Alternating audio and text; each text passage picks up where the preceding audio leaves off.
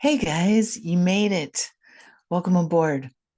So excited and thrilled to be here with you today and invite you on a journey.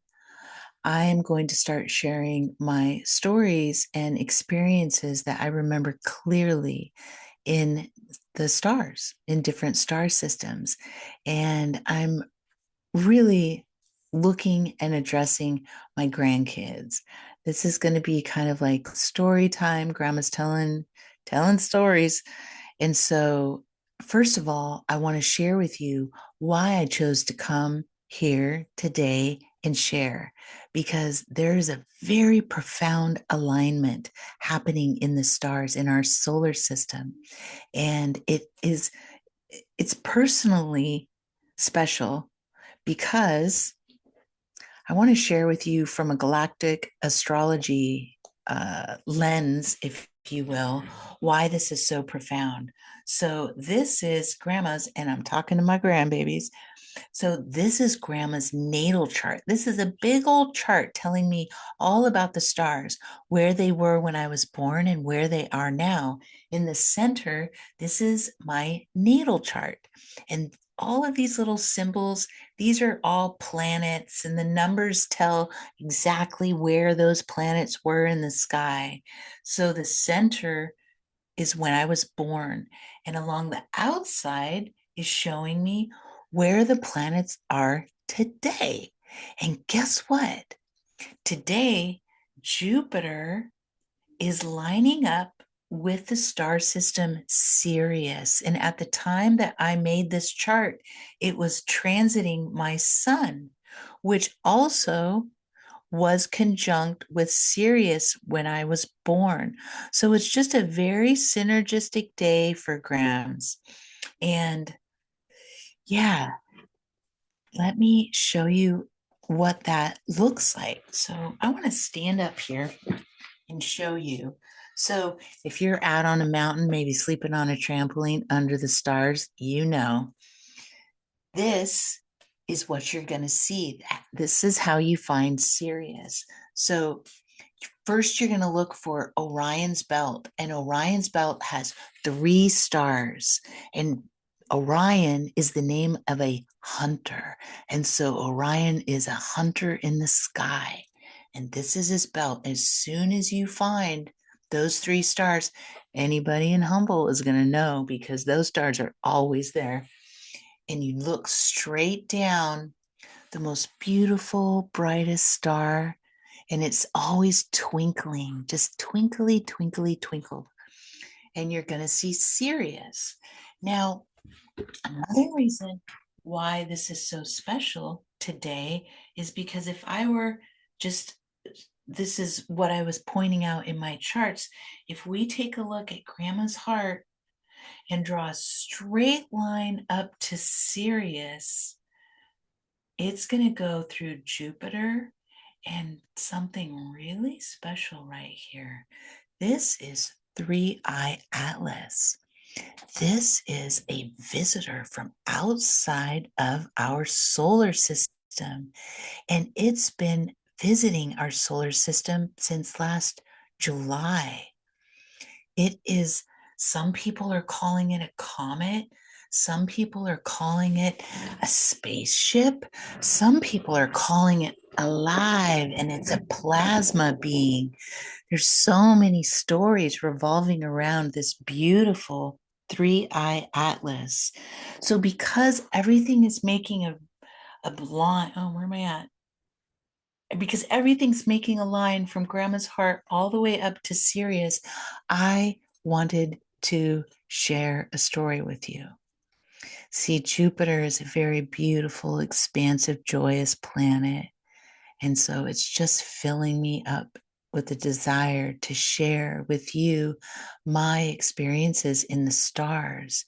You see, Grandma has come from the stars. It's very true. It sounds crazy pants. I know, but it's true. I've come from the stars. I've had so many lives out there. And I remember a lot of them, not all of them, but I remember a lot.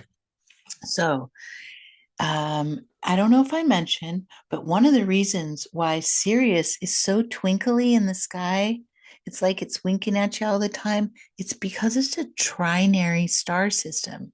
That means that it has three stars. That would be like having three suns. Can you imagine? We just have one and the earth spinning around the sun, spinning around the sun. But if you had three of them, that would just throw a completely different feeling in that system. It feels differently. It's just different the way that things move and feel gravitationally speaking. Now, Grandma has a memory of being on, I think I was revolving around the Sirius C. I'm deducting that it was Sirius 3. I or Sirius C, pardon me. And it's the tiniest of those three stars. Now, um, let's get into it. Here's what grams look like, if you can believe it. I know, I know, I know. It sounds crazy, but it's true. This is what grandma used to look like when I was on Sirius and on Sirius C. Now, when I say I wasn't on Sirius C, I lived with a pod of these creatures, these beings, and we didn't have a mermaid tail. We looked like this and we had legs. And but we stayed almost entirely underwater. And our planet didn't really have land. It was like a huge drop of water in its entirety. It was almost all water. I do remember that there were little pieces of land that were floating on the top, but it was almost like a big sphere of just water. It was mostly dark. It didn't get very bright there. It was mostly this sphere of water. It was beautiful. The sky was beautiful, but again, I remember it being always dark for the most part. It had a little bit of light, but not too much of it. So Graham lived underwater with a pod of these guys. And the way that their eyes were, that. I just remember their eyes. So we lived underwater and we used to grow these little tiny eggs, and they grew up to be these beings that were alive. And what would happen when they got bigger is they would become a little bit invisible, and then all of a sudden I would be inside of mine. Everybody grew them individually, except for I'm going to share with you another little thing that happened. But I first remember having just one, and I remember growing it up, and it would become invisible, and I would go inside of it, and then we would move together. I became it and it became me. And we moved throughout the ocean floor. It was all underwater that I remember. And it could feel and sense everything within me. And I could feel and sense everything. And as I mentioned, it was alive, but when I would be inside of it, it became like a vessel, like I could move with it. It was almost used like a form of transportation, if you will, but that word seems limiting when I use it to describe. It was the most incredible experience. Like I just remember moving in this synergistic way with this being. And I always remember that when I wasn't inside of it, it was smaller. I remember we had one that got bigger, but I just remember it always being something precious to me. Maybe it's just because I remember it being younger. Um, but they did get bigger and then invisible, and I would go inside. Everybody in our pods each had one that they raised and they grew, and they would do the same thing in that it would become invisible and encase us, and just it felt protective, if like we were protected inside of it, and we would move together through the dark water. So one day I remember that the group had grown one of these together, and it was much bigger. And when I say that we grew it together, I mean that all of us were connected with this one that was larger and bigger. It had the capacity to encase all of us. And so all of us were responsible for loving and caring and raising this one being, is what I call it. I'm saying a vessel because it felt like a vessel when we were inside of it and we were moving through the ocean with this encased being. The outside of it, if you touched it, it felt like a dolphin. My kids know because remember going to SeaWorld, like you know what that feels like, or if it just has a very special texture to it. I have felt that one other time was when I was doing something with a group of people. We were looking at something on the Atlantic floor, and I remember touching this thing. So um, one day, our group escorted this being to the top. And I remember the whole group didn't go, only about three or four of us went, and the elder of our pod.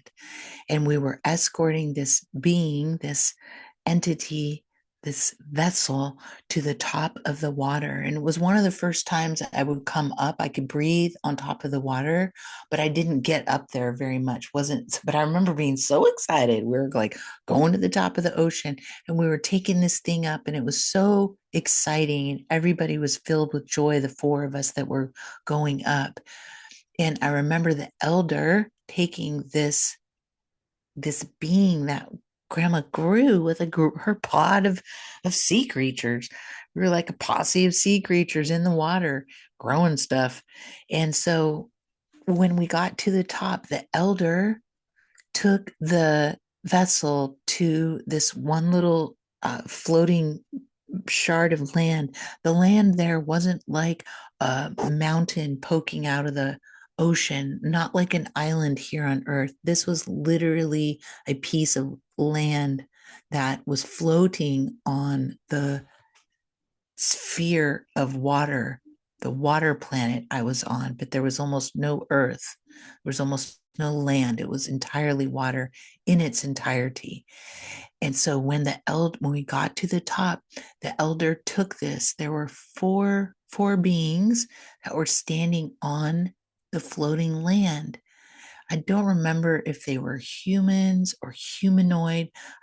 I want to say that they were humanoid because they were bipedal, meaning that they had two legs and they were standing upright, but I didn't see them close up because I couldn't take it. The only person to take our what we grew and raised to the this floating land, these people was the elder. And I remember being so excited and just exhilarated, but at the same time I was very sad because I loved this being that we grew. It was like a child almost. Like you, I had that same love. The whole community had and shared this love of caring for this thing. And it was alive.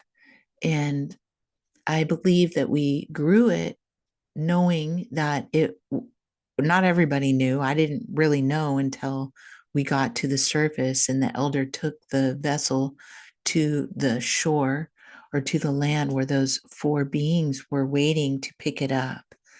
And so that's pretty much Grandma's story of being water being on another planet. I used to grow, I think that there were spaceships, what some people are calling ships that they say are alive and have consciousness.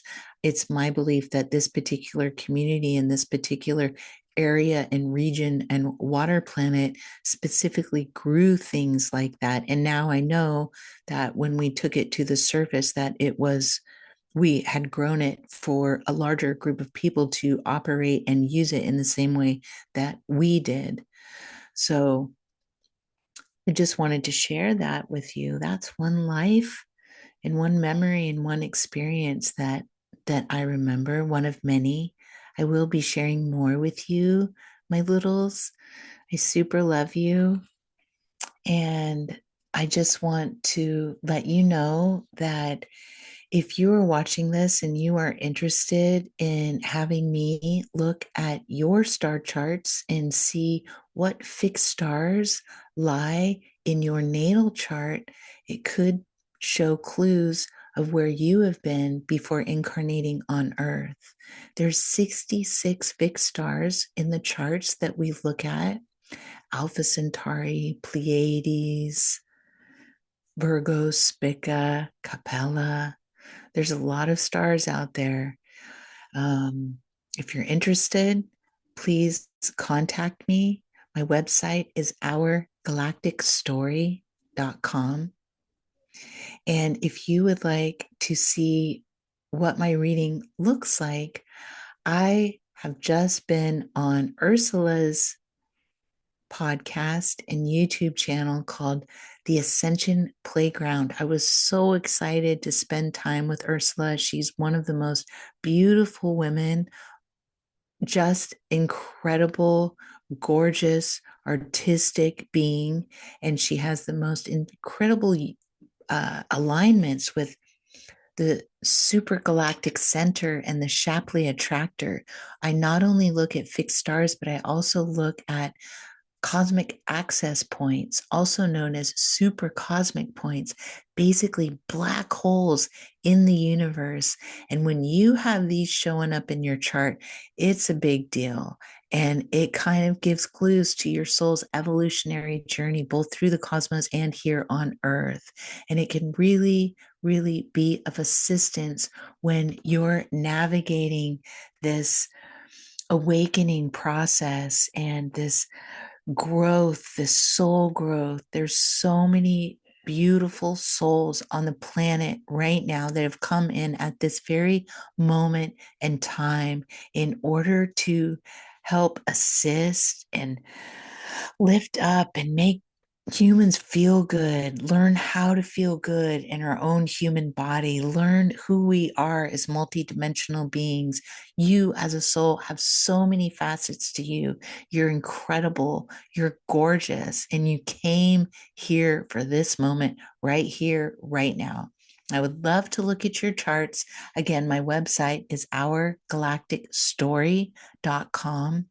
And I also want to reiterate, I have an interview with one of the most profound minds on the planet, and he is bringing so much data and intel as it relates to 3i Atlas and its very intentional and calculated path through our solar system. His name is David Sarita.